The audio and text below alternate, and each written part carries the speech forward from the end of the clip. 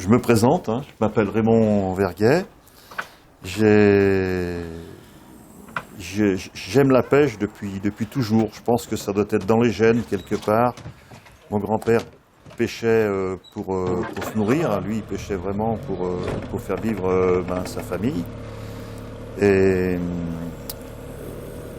j'ai appris à pêcher avec mon frère aîné, Bernard, et puis un petit peu mon père, mais voilà. Et depuis tout petit, j'étais privé d'aller à la pêche. Je pouvais juste les suivre et les accompagner, mais j'avais pas le droit de pêcher depuis l'âge de 4 ans. Et un jour, mon grand frère m'a fait cadeau d'une canne à pêche qu'il a fabriquée lui-même. J'avais 8 ans, et depuis, j'ai été récupérable pour la société, puisque je pratique la pêche depuis cet âge-là. Donc on peut dire depuis plus de 50 ans maintenant. Et c'est une passion. N'importe où je vais, c'est par jamais sans ma canne à pêche. Jamais sans ma canne à pêche ou mes cannes à pêche. Je vais pêcher en rivière, je vais pêcher en lac, je vais pêcher en mer, dans l'océan. Partout où la vie m'emmène, je pêche. On imagine cette pêche comme on la pratiquait il y a 20 ou 30 ans en arrière, c'est-à-dire on n'avait pas de sondeur, on n'avait rien, on pêchait un peu au hasard sur le lac, le lac surtout le lac d'Aiguebelette à l'époque. Et aujourd'hui la pêche du Lavaret a bien changé puisqu'on a du matériel qui est très très bien au niveau des sondeurs. Moi je pêche avec un sondeur de vieille génération, mais c'est déjà merveilleux.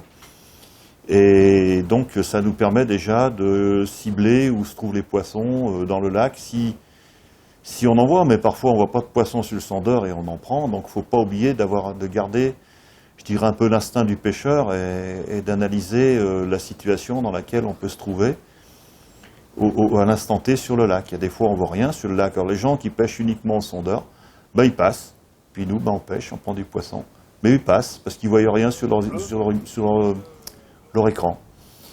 Alors le Lavaret nécessite beaucoup de patience et beaucoup de connaissance de ce poisson, parce que si on ne connaît pas les mœurs de ce poisson, la façon dont il se nourrit, la façon dont il vit, on passe à côté de belles journées de pêche. Voilà, donc c'est vraiment une association de petits détails qui font la différence sur la pêche.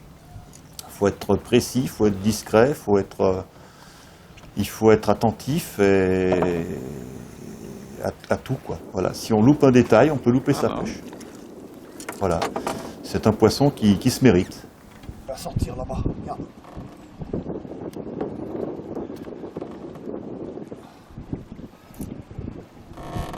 Hop, il s'est décroché là, regarde-le. Oh la vache!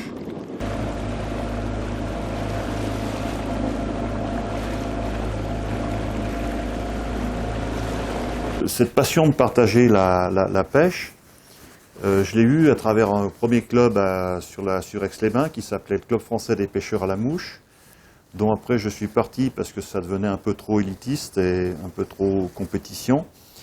Et on a monté après un autre club qui était toute pêche, et on avait monté à l'époque une école de pêche. Et puis après, ma vie professionnelle m'a écarté un petit peu de tout ça, et il y a quelques années, j'ai intégré la PPMA d'Aix-les-Bains, où là on peut maintenant partager tout ce qu'on sait au niveau des montages des nymphes pour le Lavaret, au niveau des montages des mouches.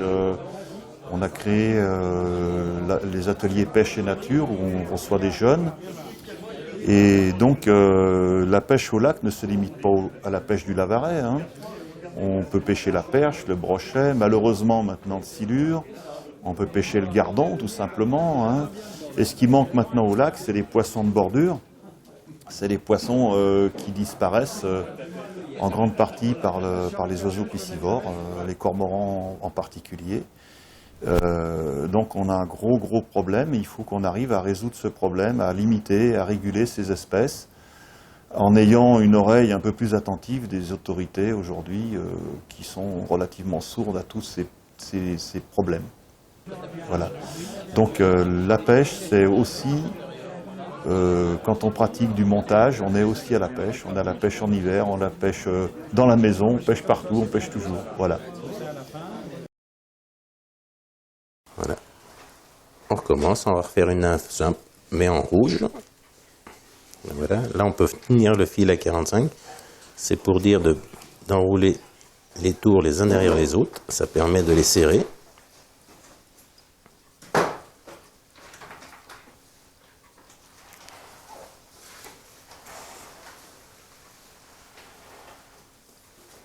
Voilà.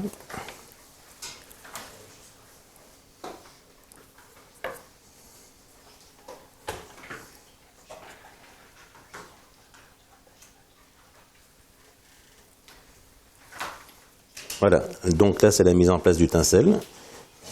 Je remonte mon fil en l'écartant un peu de façon à monter le tinsel entre les spires. Voilà.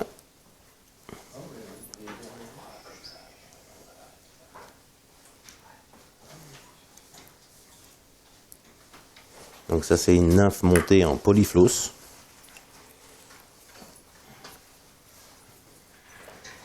Un fil qui est plus épais que le 6-0 ordinaire. Là, nous formons la tête pour la finition. Si on veut la faire en noir, il y a une possibilité. Un petit coup de marqueur sur le fil rouge, comme ça. Et on passe du rouge au noir.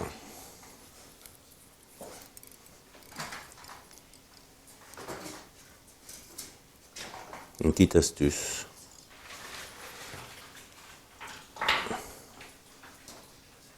Le nœud de finition. Un petit coup de serrage. Et voilà. La nymphe est finie. Très bien. Très bien.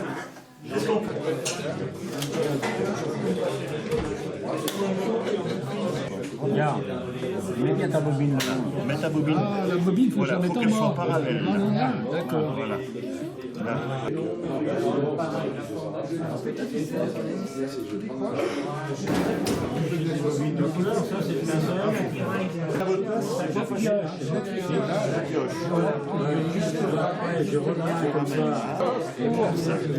Et on cherche pas comme ça, je monte ce fil autour. C'est là qu'il Il faut mettre la fenêtre RTC en étroit.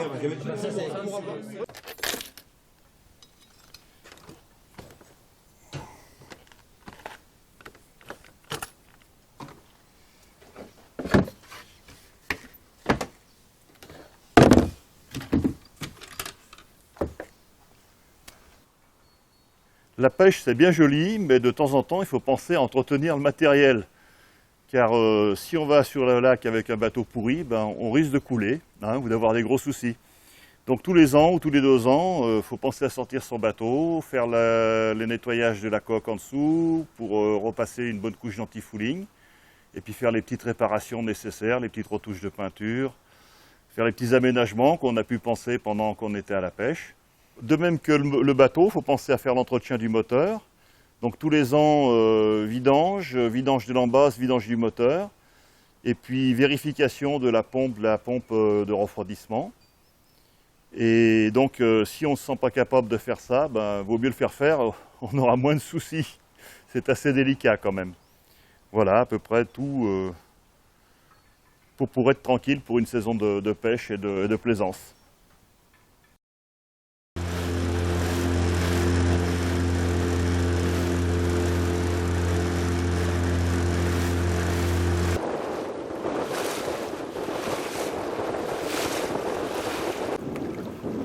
Oh là là, le désastre. Oh le désastre. Regarde-en deux qui vont nous passer sur la tête là. Regarde ce marais noir. Combien il y en a là? Mais combien il y en a? Ah, je te sais. Et il y en a encore là qui arrivent. 1, 2, 3, 4, 5, 6, 7, 8, 9, 10, 11, 12, 13, là, il y en a 20, 25 là.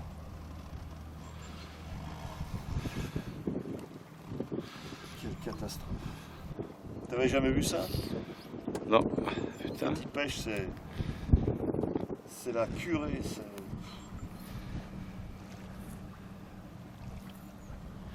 là, tu vois, aujourd'hui, ils vont pêcher au nord. Non, ça c'est ma ligne, tu vois. Et ça c'est un poisson qui passe. Puis là c'est un autre poisson qui va sortir. Ah, tu vois, il y a un poisson qui passe là. Alors moi je regarde bien ma ligne maintenant parce que...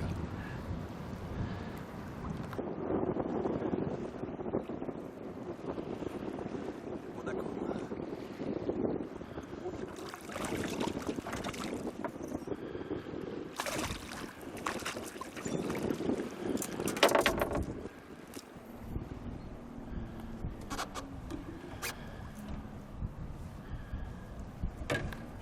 Ça c'est pour commencer.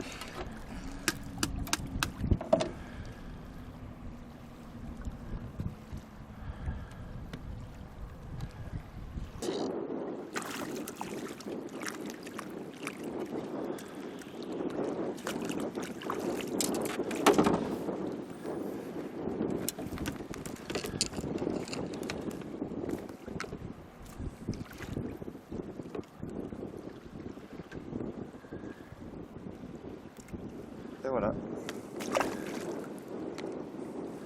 Je l'ai remis à l'eau car c'est un poisson qui devait faire 30-32 cm, donc pas maillé comme on dit chez nous.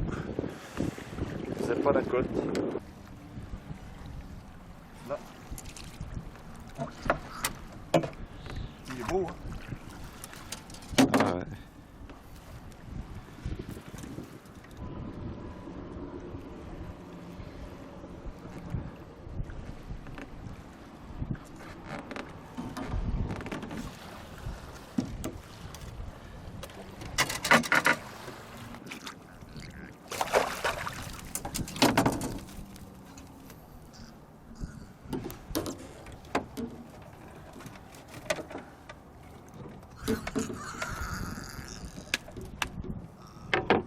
Double dose Doliprane. Putain, il tenait par rien, hein. 41.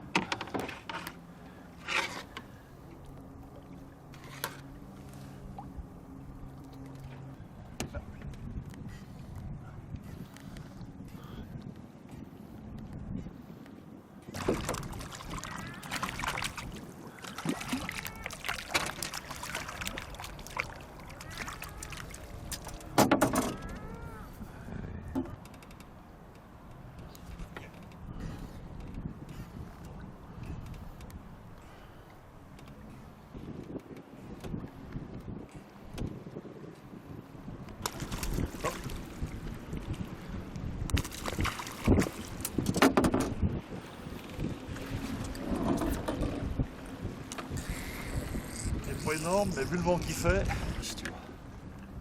Hop.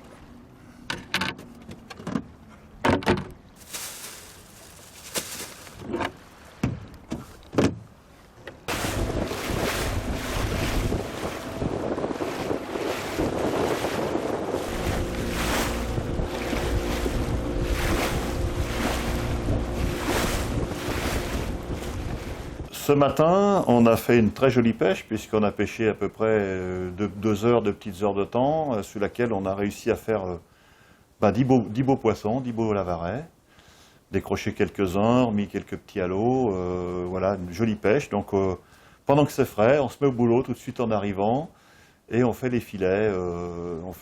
C'est une méthode, on peut aussi juste les écailler, les vider, les consommer entiers. Mais en filet, c'est tellement plus agréable, et il y a moins d'arêtes, il y a moins de soucis, voilà. Donc, comme j'ai dit, on peut faire les filets de cette façon, ou faire les filets sans garder la peau. Donc, quand on ne garde pas la peau, on ne les écaille pas. Ça va encore plus vite. Voilà. Au boulot. Alors, on ne les écaille pas.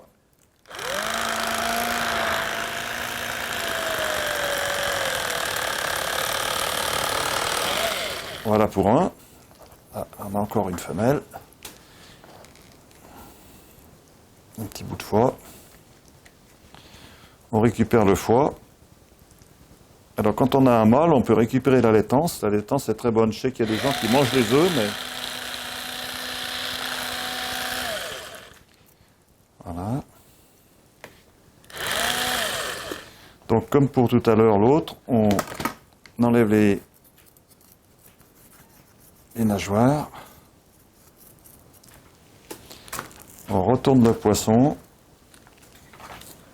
Et on lui fait la même punition.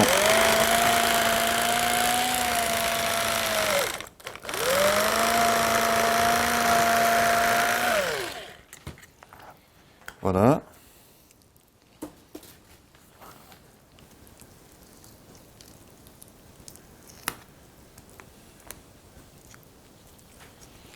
Voilà. Et là, on va enlever le petit bout de nageoire qui est resté, hein, parce qu'avec le couteau électrique, c'est peut-être un peu moins précis que quand on travaille à la main. Mais ça va tellement plus vite. On peut le faire en filet, on peut le faire en gravlax, carpaccio, en quenelle. C'est un poisson qui se prête à tout. Alors là, comme on n'a pas écaillé le poisson, on a dit qu'on récupérait le filet sans la peau. Alors avec le couteau, on va glisser sur la peau, comme ça. Voilà, et là on a un filet qui est préparé sans la peau.